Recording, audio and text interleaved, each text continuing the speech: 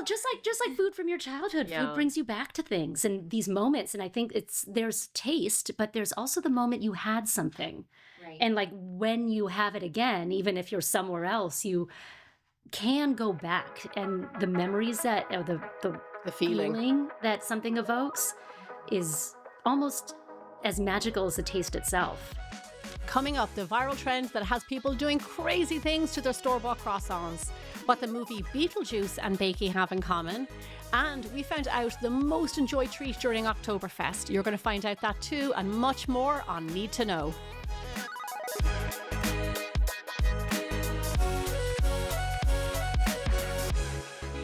Hi everyone, and welcome to Knead To Know, your #1 baking podcast for all things entertainment, gossip, news, everything baking. I'm Gemma Stafford, professional chef, cookbook author, and co-founder of Bigger Bolder Baking and the Bold Baking Network. And as always, my lovely cutlery assistant, Ami, is here with me. We're going to be making practice frosting. Yeah, do you know what? I hadn't heard about this before.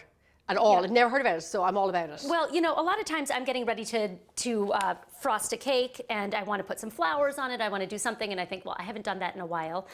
So we have this wonderful recipe that you can use to practice all of your buttercream piping techniques, and then once you're done practicing, you can scrape it back into a container and put it in your cupboard, and it'll last for about a year, and you can keep using it over and over again so that you don't end up ruining your beautiful creations. So here we go. First we've got some shortening that I'm just gonna loosen up a little bit. Definitely help. I'm gonna add some corn syrup. Do you want my help or no? Yes, please, if you can keep the bowl from moving around. Okay, now I'm gonna put a little bit of this powdered sugar in there. And then I'm gonna alternate adding this powdered sugar with a little bit of water. I'm gonna go back and forth a little bit until it's all mixed together. Got a little water. I have to say this is genius because my thought, I'm not a cake decorator, and my thought would be to buy store-bought frosting, which can be notoriously soft. Yes. So that would not work. I feel like with cake decorating, somebody who is a novice, that practice is really where it's at. So this kind of a frosting that you can use over and over again. You can come back, you know, in a month's time, whatever you said, it lasts for a year, and just use it whenever you want. It's fantastic, and it's also great to build your confidence, and especially for kids. Oh yeah, absolutely. Okay, so I think that's good. All right, so I'm gonna fill my piping bag. I'm excited to see how this will pipe. Yeah, make sure it's coming out the end, and then what are we gonna do? How about just, we'll see, like, I'm gonna practice my rosettes. Oh yeah, do a rosette. Okay, look at that. Look at that, I feel like I'm ready to top a cupcake with that. How about, if you think that you wanna work on a cake and you're wondering how to decorate the side, do it on the side of a bowl. I love doing this. And then I can practice my borders and say, okay, yep, I think I can do that. Or I can say, oh, you know what, I don't like that look. I'm gonna practice a different kind of border. I'm gonna practice squiggles. You can do all sorts of things, or you might say, I want to see what it looks like if I do swoops along the side. Oh yeah. Oh, look at that, I can do it. Lovely. That's a really stable frosting. Yeah. Lovely. Yeah. I have to say, I do think we needed to know that one. Yeah. Hey Gemma. Hi. Hi Tianna. How are you doing? Good. How are you doing? I am so good, and I am super excited to bring you this week's Hot from the Oven, where we are covering all things trends, pop culture, celebrity gossip, and more. So I thought for this week we could go around the world. As we know, the Olympics were just in Paris, and it really got me thinking about how global impact on social media can really affect us. We can see things all over the world. And I don't know if you know this, but a few months ago, earlier this year, a bakery in Paris had a viral trend where they took, it's kind of funny, it takes me back to last week's episode. They combined a chocolate chip cookie with a croissant, which reminds me of our focaccia bread from last week. Did we just talk about this? But it went so viral that now everyone on the internet is making it. So people are buying like pre-made croissants, and then they're buying like Nestle Toll House cookie dough and then packing it on and baking it. And I need to know what you think of this. Because to me, it makes more sense than focaccia because a croissant is not savory. Can I just, I want to understand, are they having a layer of cookie and then rolling it? No, Ami. No. No. Okay. I was going to try not to chime in, but here I go. Take over. It's a baked focaccia. Sorry, excuse me. It's a baked croissant. Mm-hmm. Cut it open in the middle, just like you're making an almond croissant. They stick cookie dough in the middle. They cover it over. They fold it over, and then they stick more cookie dough on top. Just smush it on there. Like pack it around. And then they just bake them in the oven. And this was like a huge, big sensation. And it just boggles my mind. I think to myself, like, I'm trying too hard. Like, I need to make it, like, I need to make it real simple. So is the crust, does it have the flaky layers? It does, because it was a pre-baked, it was already baked. So unlike the focaccia where she baked the dough and the cookie dough at the same time, they make the croissants. They're fully baked, and then they add the cookie dough, and then they bake it again. So the croissant's twice baked. Yeah. Yeah. It's just like when you make an almond croissant, which is a classic French thing too. I actually didn't know this originated in France. I'm a little bit... I thought it was kind of an American thing. The almond croissant? No, the cookie croissant. Oh, yeah. An almond croissant was a way to use leftover croissants the next day, because they wouldn't resell them, but you can do is stuff them and bake them again and refresh them. So that's super smart, and I adore an almond croissant. I'm a huge almond croissant fan. The cookie dough for me is a makey uppy, and I think I think what annoys me is that like I could have done that. I mean, like, why don't I think of these ideas that are so simple and they just become huge, big hits, but it does kind of go against, like, for instance, like your assumption, what you said was, do they put the cookie dough in the roll it up in the croissant? And that's where I think, like, okay, so you make a croissant dough and you put cookie dough in the middle and you bake it all together. Right. But it's not even that complicated. You get store-bought croissants, cut them open, shove in some store-bought cookie dough, and that's it. And I just think it's no. Yeah. Well, I mean, I would try it before I said no. I mean, I'm sure it tastes good, because like a chocolate croissant. Yes. Right. And also an almond croissant, like a croissant stuffed with something, is good. I mean, I personally prefer just a plain croissant. I do too. You know, I think they always taste the best. You know, I don't. Yeah. But my I'm sure it does taste good. I absolutely, croissants with cookie dough, I'm sure it does taste good. I think here's the thing. I think croissants and chocolate chip cookies are both perfect foods. Like they don't need anything else. So I think I'd be curious about that, but I don't think one needs the other. But I just think it's kind of unnecessary. Like, yeah, but people seem to love it. Obviously. So, like, obviously I'm the minority who's just like hating on it. But the whole world is making these croissants. If somebody presented it to you, you would try it. Of course I would try it. Yeah. Absolutely. Yeah. But it's makey uppy. And these are just things that annoy me. I just, no.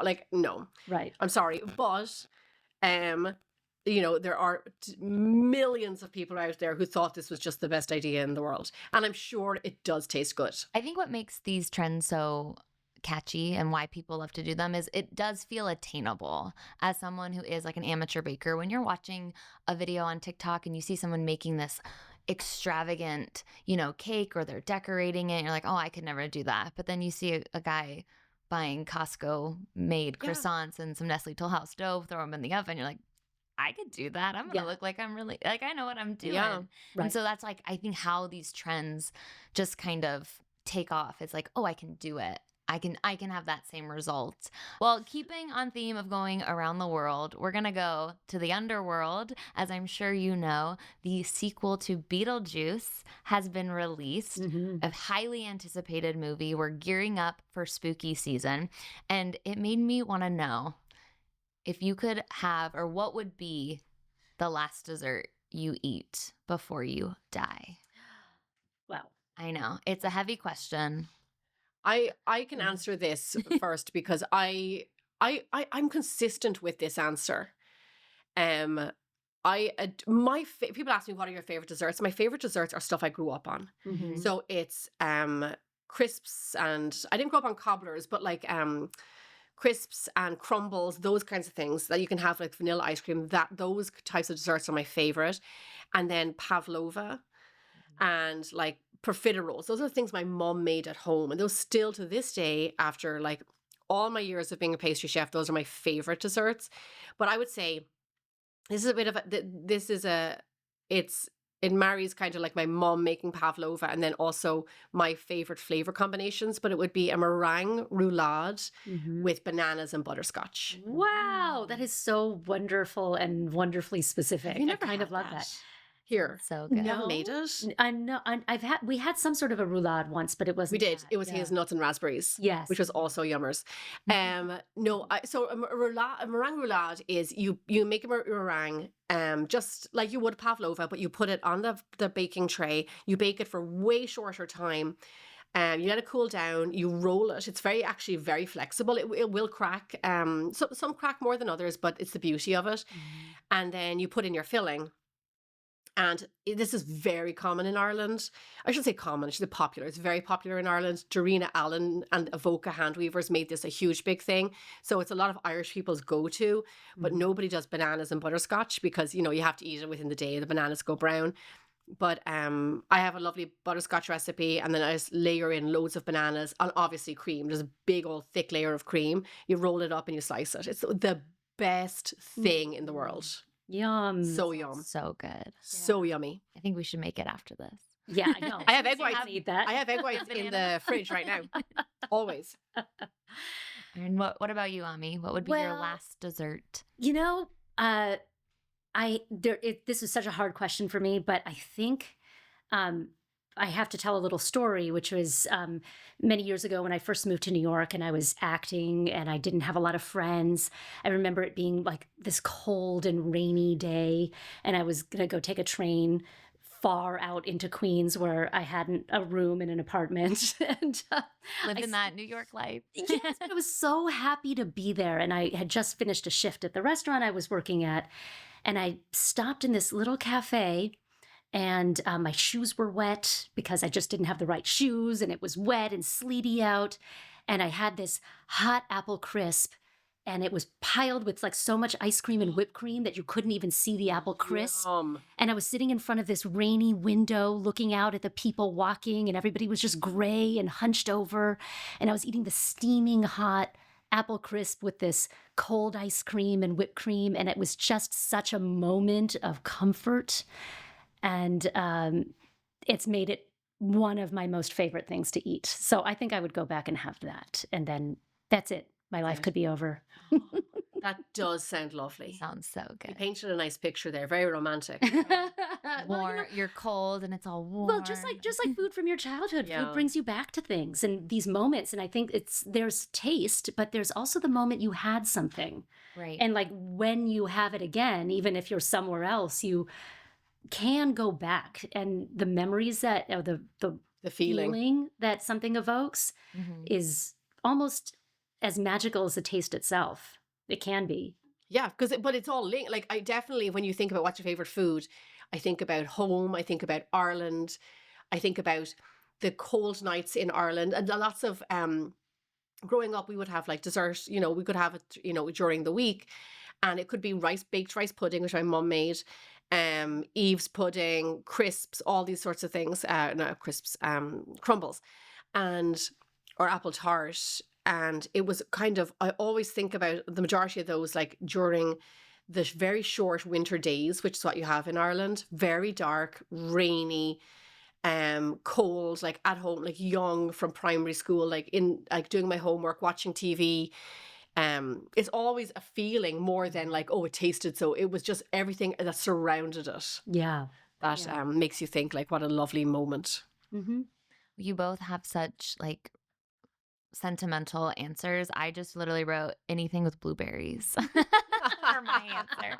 That's like I was like, oh yeah, like a blueberry pie or a blueberry cheesecake. That's like my go-to is anything love blueberries. blueberry. Yeah. Well, I'm going to continue on our trip around the world here because coming up is Oktoberfest, a huge celebration.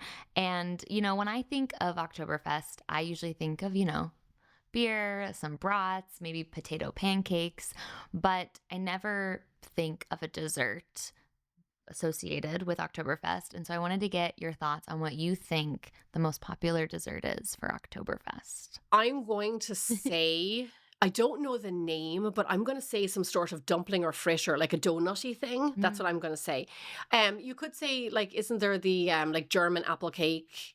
That's more of a cake than it is a pie. You know that one? It's like I don't really know it that well. I remember making it like when I was at Ballymaloo, but I'm going to say like some sort of like a donut or fritter. Okay. Strudel. Oh, that was a good one. No, that Like, was a what's really good German one. dessert? Well, because everybody knows strudel. That's a really good one. I love strudel. So I thought it was strudel. Yeah. Also, I was like, oh, like an apple strudel. Like, that makes sense. Am I right? No. So we're all going to be shocked. I was shocked and I'm going to read it because I don't want to get it wrong.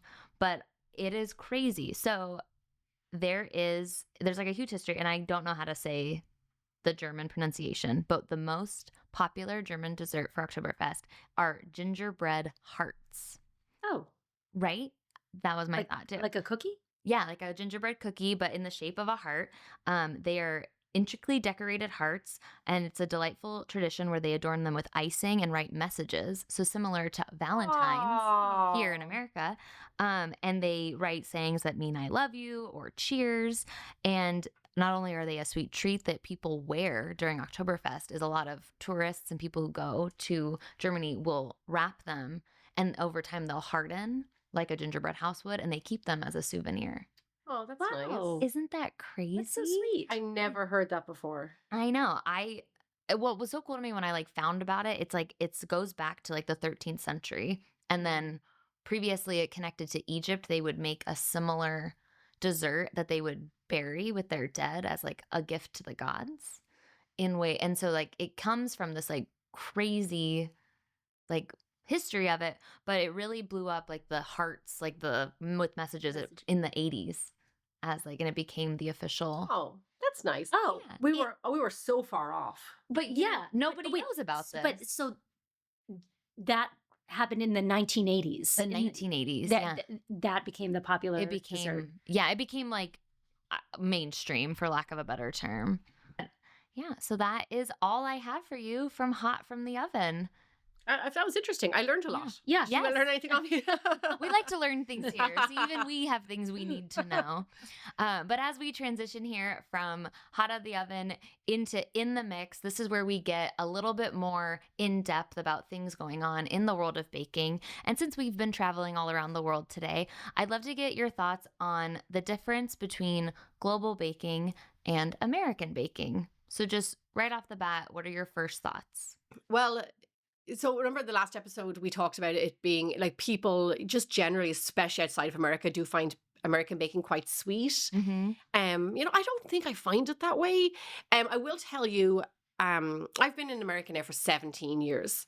So there's a lot I love about American baking. And, I started Bigger Bolder Baking in America with definitely more of a like Western world, like, vibe, which was just like a lot of American recipes using a lot of American ingredients. I do think that one thing that I found difficult was when I was in Ireland as a child, and I would get cooking, this is way before the internet, I would get cookery books or recipes from America, and they asked for cups and tablespoons and those kinds of things, and teaspoons, and I had teaspoons, but we didn't have like a set measuring spoons. We had a dessert spoon that Mom said was a tablespoon.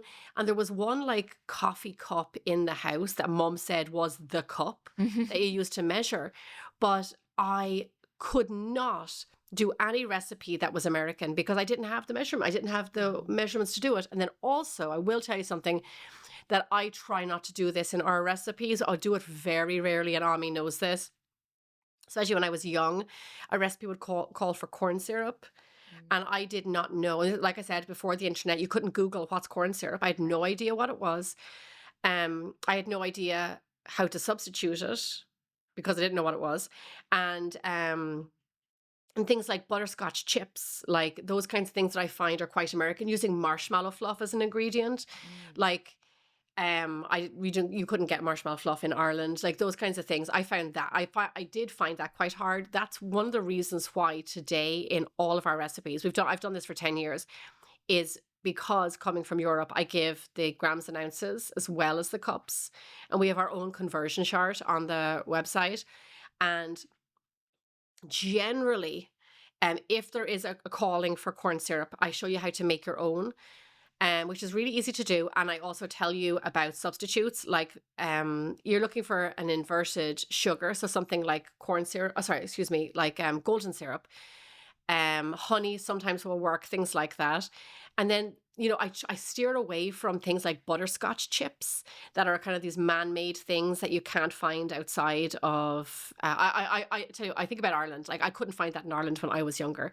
And, things like marshmallow fluff, I have a recipe for on my website. So things that I found that are that can be hard to come by, that are more American ingredients, I made them homemade where possible.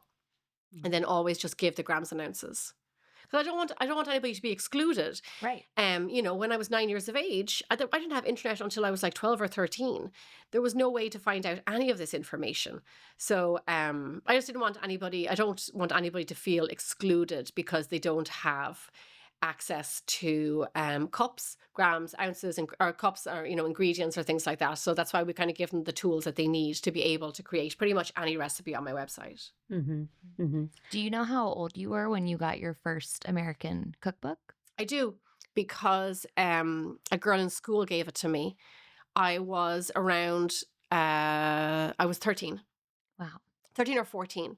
And I would say we got internet, I'd say around maybe 14 or something, when I was 14, something like that, which would have been, oh my gosh, I cannot do that math right now, but I got a girl and Merck. I went to school in a Quaker school in Ireland, and people came from all over the world to go there.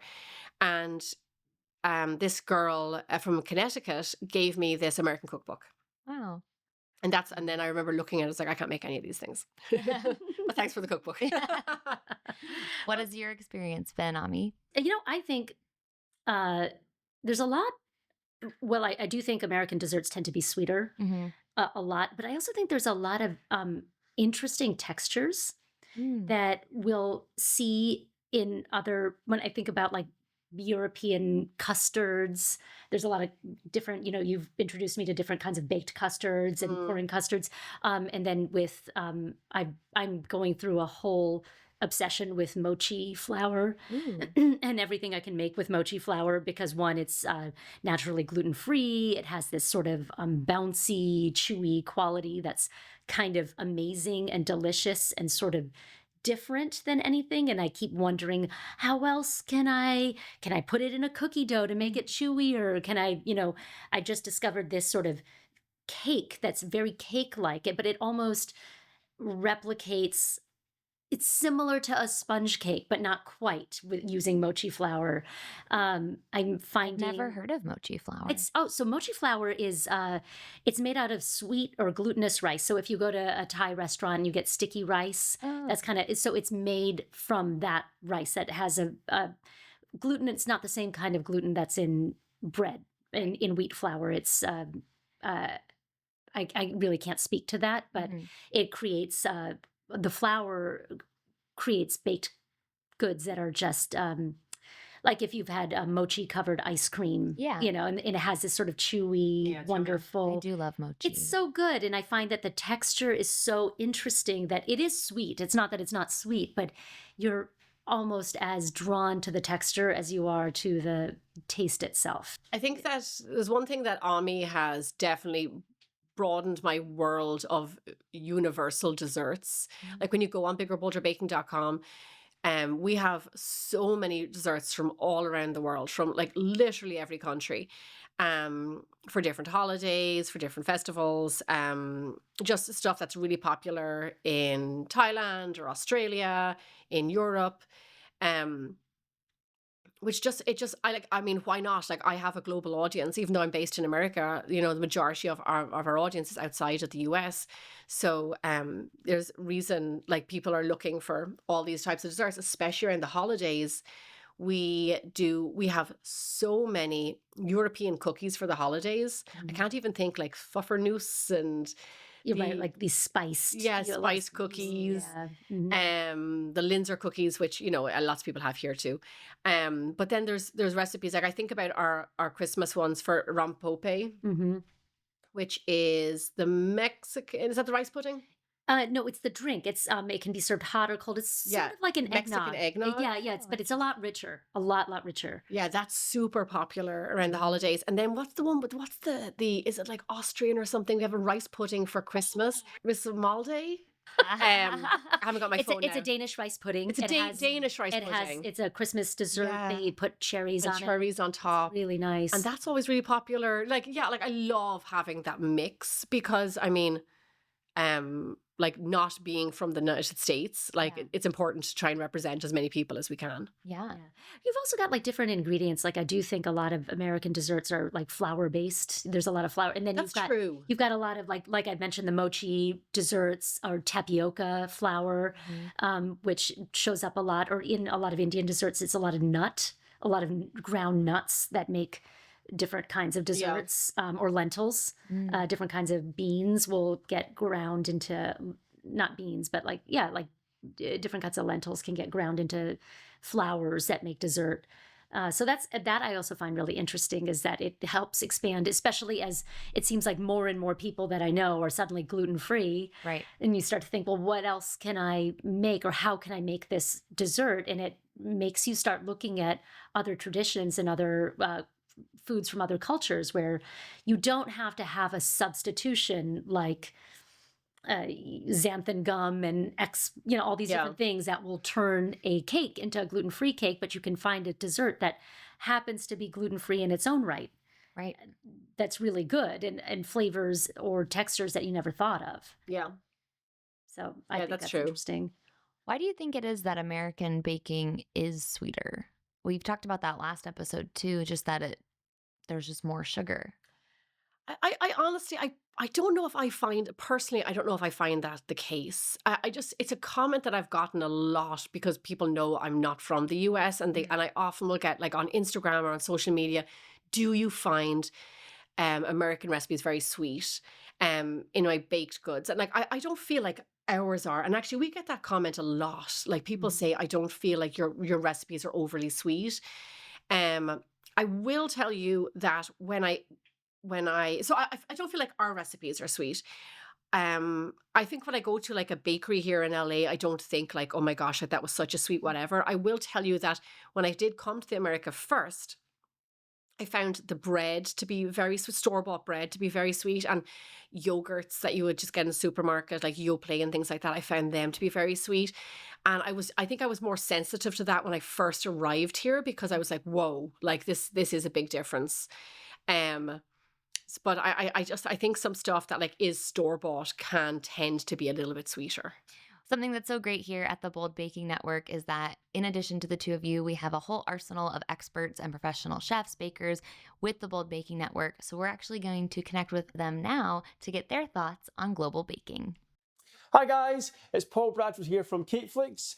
We're based in the Scottish Highlands. Now, I've been asked two questions today. First one, what do I adore or love about the American baking? Now, the first thing that came to mind within 3 seconds, of course, is an American pie, especially the apple pie.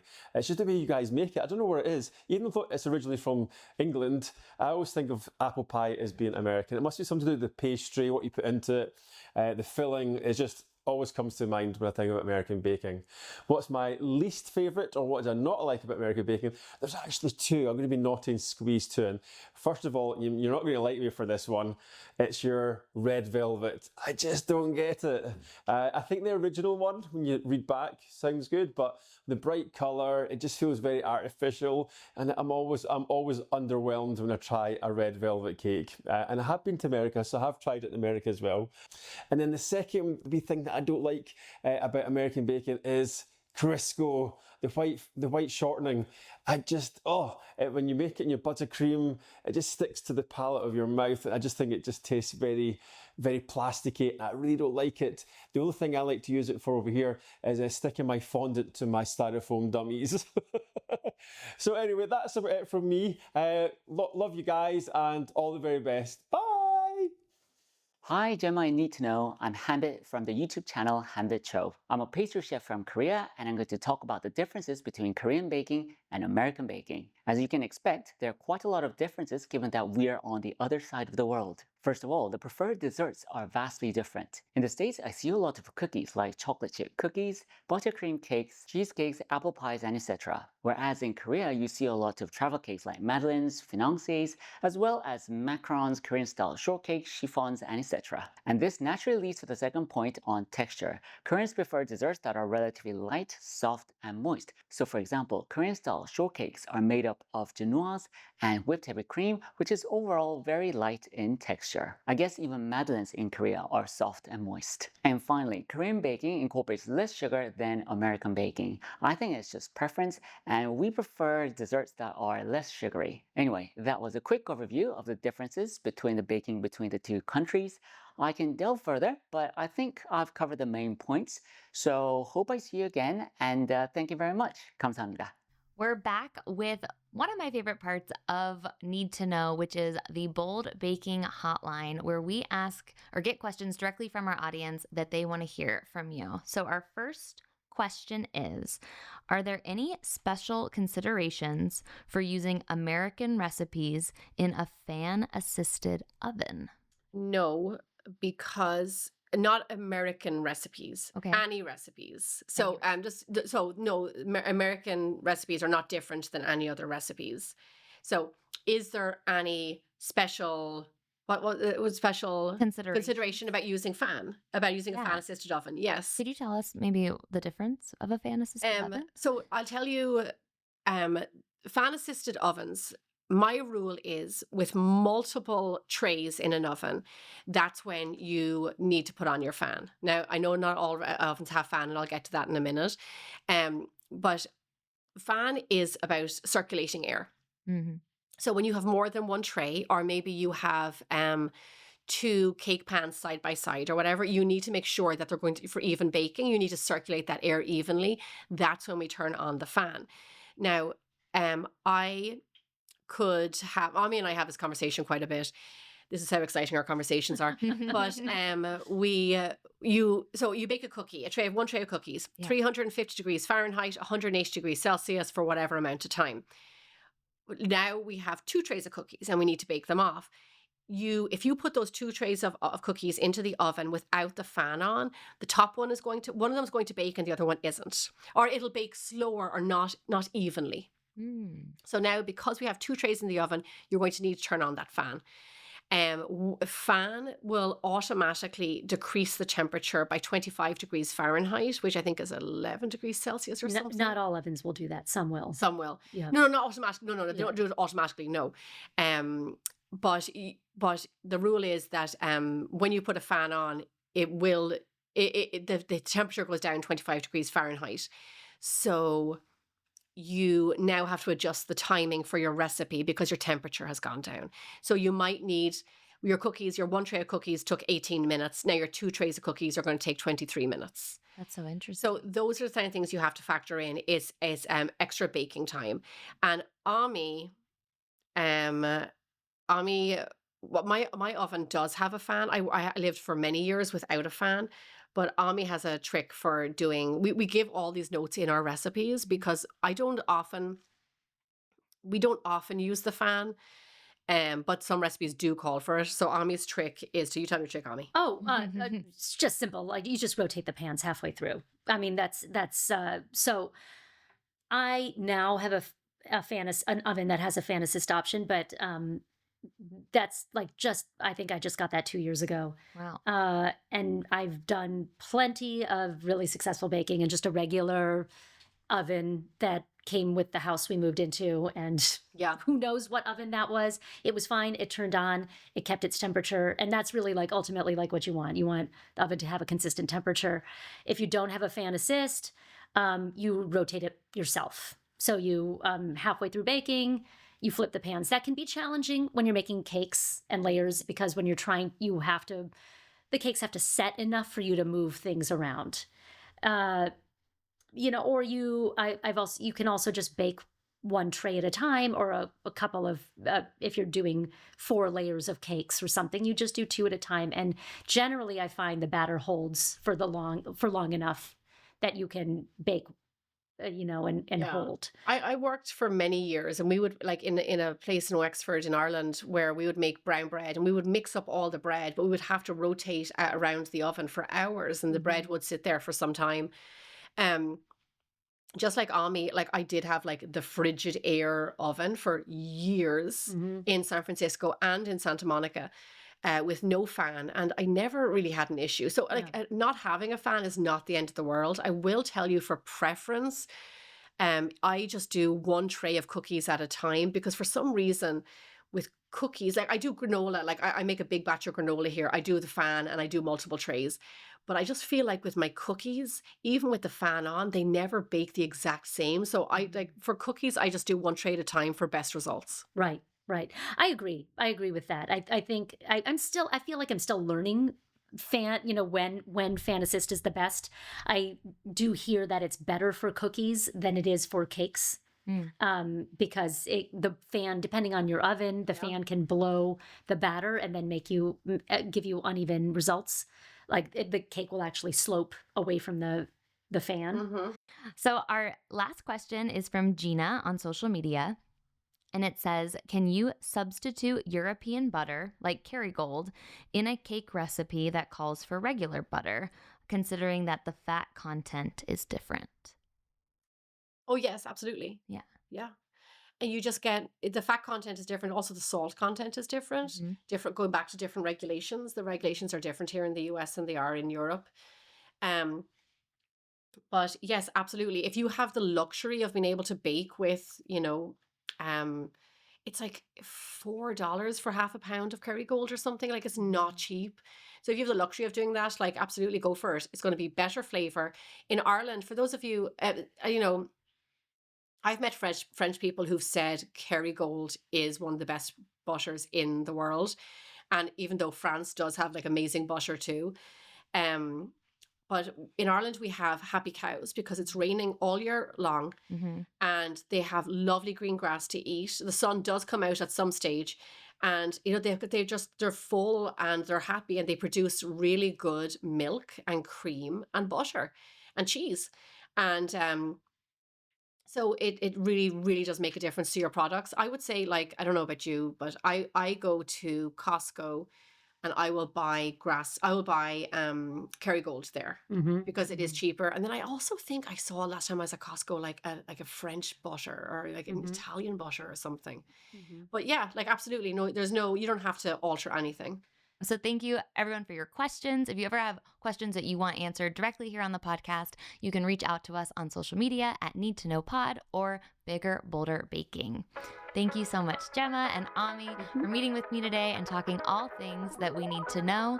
Make sure you like and subscribe everywhere that you listen to podcasts. From HRN and the Bold Baking Network, you are listening to Need to Know.